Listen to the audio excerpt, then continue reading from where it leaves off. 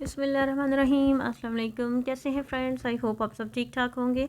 आज हम बनाने जा रहे हैं पाए। बकरे के पाए बहुत मज़े के बनते हैं, तो चलिए शुरू करते हैं। तो यहाँ पे हमने सारे इंग्रेडिएंट्स रेडी कर लिए हैं। ये हमने एक बकरे के पाए लिए हैं और कसाई से हमने इस तरह से छोटे छोटे पीसेस बनवा लिए हैं और इसके ऊपर से स्किन उतरवा दी है। और यहाँ पे हमने लिए हैं 2 अदद प्याज और उनको स्लाइस में काट लिया है। 2 अदद टमाटर लिए हैं और 1 अदद हमने गड्डी ली है लहसुन की, इसको छील लिया है। तो पाई को गलने में काफ़ी टाइम लगता है, आधे घंटे से पौने घंटे तक तो लाजमी टाइम लग जाता है। तो इसके साथ ही हम बाकी के मसाले भी इसमें ऐड कर देंगे, प्याज टमाटर और लहसुन, ताकि सारी चीज़ें अच्छी सी साथ ही गल जाएं।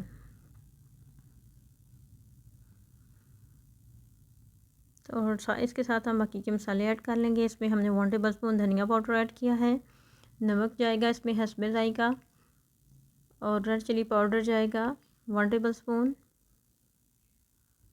और इसके साथ हम डालेंगे हल्दी 1/2 टेबल स्पून। और यहाँ पे मैंने गरम मसाला, साबुत गरम मसाला भी ऐड कर लिया था। और 1 जग तकरीबन हम भर के इसमें पानी का ऐड कर लेंगे और 30 से 40 मिनट के लिए इसको प्रेशर लगा लेंगे। तो यहाँ पे हमारे 40 मिनट गुजर चुके हैं और हमारे पाए बहुत अच्छे से गल गए हैं। तो पानी हमारा बिल्कुल खुश्क हो गया है। अब हम थोड़ा थोड़ा पानी ऐड करके इसको 10 से 15 मिनट के लिए भून लेंगे।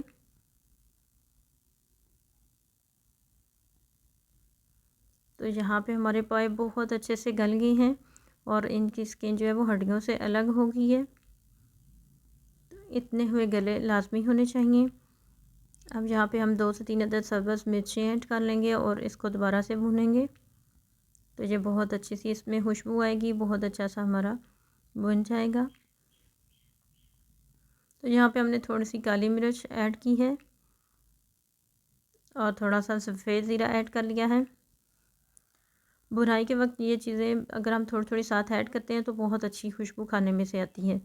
तो यहाँ पे हमने इसको अच्छा सा भून लिया था और अपने टेस्ट के हिसाब से इसमें हमने पानी ऐड कर लिया है, जितने की हमने ग्रेवी बनानी है। इसकी ज़्यादा थिक ग्रेवी नहीं होती। और अब इसको हम मीडियम टू लो फ्लेम पे थोड़ी देर के लिए पकाएंगे। तो यहाँ पे हमारी ग्रेवी रेडी हो चुकी है। हम इसमें हरा धनिया शामिल कर लेंगे। तो बहुत ही मज़े के बनते हैं पाए बकरे के। तो आप नान के साथ भी खा सकते हैं, रोटी के साथ भी खा सकते हैं। ज़रूर ट्राई कीजिएगा, बहुत ईजी सी रेसिपी है। और मुझे आपके अपनी दुआ में याद रखिएगा। मिलते हैं नेक्स्ट वीडियो में। अल्लाह हाफिज़।